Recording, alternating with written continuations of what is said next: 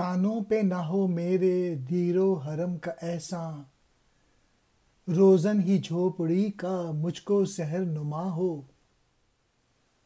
پھولوں کو آئے جس دم شبنم وضو کرنے، رونا میرا وضو ہو نالے میری دعا ہو۔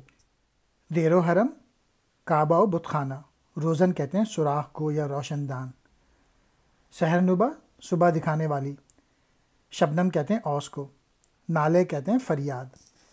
صبح کے اعلان کے طور پہ کعبے میں اذان کی صدا بلند ہوتی ہے اور بت خانے میں گھنٹی بجائی جاتی ہے۔